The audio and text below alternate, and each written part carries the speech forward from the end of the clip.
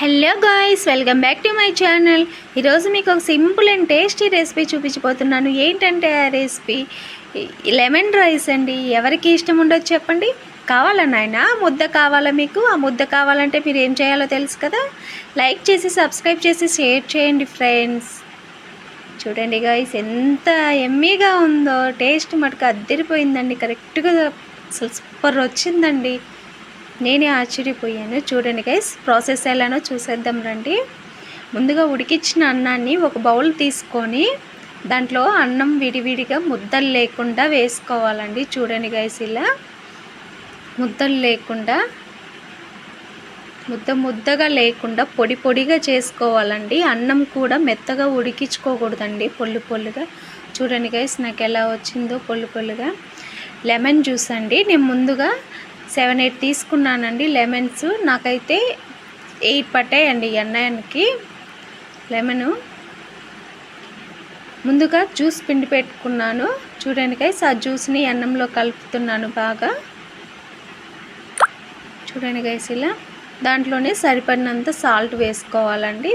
దీంట్లోనే వేసుకోవాలండి, అన్నంలోనే. అప్పుడే అన్నానికి బాగా పడుతుందండి సాల్ట్. చూడండి గైస్, ఇలా అన్నంలోనే జీలకర్ర కూడా వేసుకోవాలండి. పచ్చి జీలకర్రే వేసుకోవాలి. టేస్ట్ మటుకు ఎక్సలెంట్ ఉంటుందండి జీలకర్ర వల్ల, పచ్చి జీలకర్ర వేసుకోవడం వల్ల. చూడండి గైస్, ఒకసారి ట్రై చేయండి, తప్పక ట్రై చేయండి. చూడండి గైస్, ఒక కడాయి తీసుకొని దాంట్లో 3 టేబుల్ స్పూన్ల ఆయిల్ తీసుకున్నాను. ఆయిల్ హీట్ అయ్యాక పల్లీలు తీసుకున్నాను.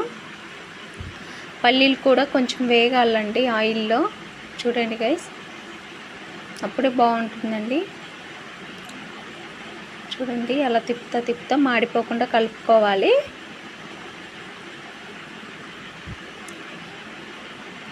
ఆ తర్వాత కొంచెం మినప్పప్పు, శనగపప్పు. చూడండి గైస్, శనగపప్పు ఎక్కువ వేసుకోండి ఫ్రెండ్స్. శనగపప్పు ఎంత వేసుకుంటే అంత టేస్ట్ బాగుంటుందండి శనగపప్పు వల్ల. జీలకర్ర కూడా కొంచెం తీసుకున్నానండి, కొంచెం ఆయిల్లో వేగాలండి. కొంచెం లైట్గా తీసుకున్నాను. చూడండి గైస్, పచ్చిమిర్చి, ఎండుమిర్చి 2 తీసుకున్నానండి. ఎండుమిర్చి 4, పచ్చిమిర్చి 4 కట్ చేసి వేసుకున్నాను. చూడండి గైస్, ఇలా కొంచెం గుప్పెడు కరివేపాకు వేసుకోవాలండి. కరివేపాకు కూడా ఎంత వేసుకుంటే అంత టేస్ట్ బాగుంటుందండి. కరివేపాకు లేని పులిహోర ఎవరు చేస్తారండి చెప్పండి? కరివేపాకు ఉంటేనే దానికి అందం పులిహోరకి. చూడండి గైస్, చిటికెడు పసుపు. ఇలా మొత్తం వేగిన తర్వాత అన్నంలోకి వేసుకుంటున్నాను. చూడండి గైస్, ఇలా వేస్తున్నాను.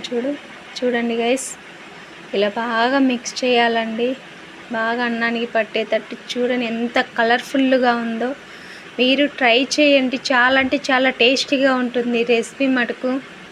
చూడండి గైస్, ఎంతో టేస్టీ మన లెమన్ రైస్ రెడీ అండి. ఆ ముద్ద కావాలంటే సబ్స్క్రైబ్ చేసుకోండి ఫ్రెండ్స్.